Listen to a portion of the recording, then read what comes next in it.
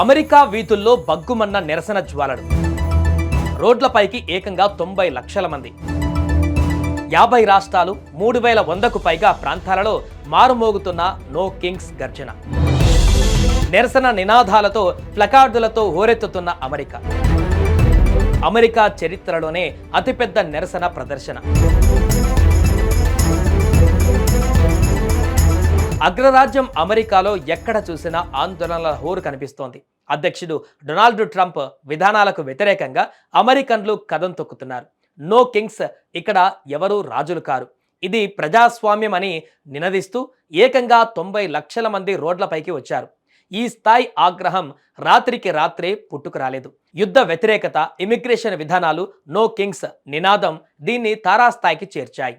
లాభాల కోసం యుద్ధమా, మా సైనికులు అమ్మకానికి లేరు అనే ప్లకార్డులు ప్రధానంగా ఇరాన్తో జరుగుతున్న సంఘర్షణలను టార్గెట్ చేశాయి. యుద్ధం పేరుతో అమెరికన్ల ప్రాణాలు పణంగా పెట్టడాన్ని ప్రజలు తీవ్రంగా వ్యతిరేకిస్తున్నారు. వలసదారులపైన ట్రంప్ ప్రభుత్వం ఉక్కుపాదం మోపుతోంది. ఫెడరల్ ఏజెంట్ల సోదాలు, వారి అత్యుత్సాహం వల్ల మినసోటా లాంటి ప్రాంతాలలో పౌరుల ప్రాణాలు కోల్పోవడం అగ్నికి ఆజ్యం పోసింది. ట్రంప్ తన ఎగ్జిక్యూటివ్ పవర్స్ను ఒక నియంతలా, రాజులా వాడుకుంటున్నారని, రాజ్యాంగ నియమాలను ఉల్లంఘిస్తున్నారనేది నిరసనకారుల ప్రధాన ఆరోపణ.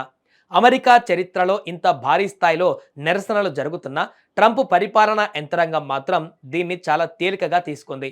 ఈ ఉద్యమాన్ని ప్రజల మద్దతు లేని వామపక్షాల కుట్రగా వైట్ హౌస్ అభివర్ణించింది.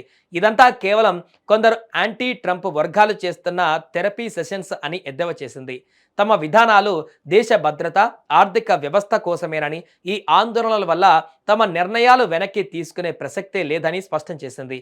ఈ అంతర్గత ఆందోళనల వల్ల అమెరికాకు దీర్ఘకాలికంగా అనేక నష్టాలు పొంచి ఉన్నాయి. 50 రాష్ట్రాలలో వేలాది చోట్ల వ్యాపారాలు మూతపడ్డాయి, సమ్మెలు జరుగుతున్నాయి. ఇది దేశ ఆర్థిక వృద్ధిపైన తీవ్ర ప్రభావాన్ని చూపుతోంది.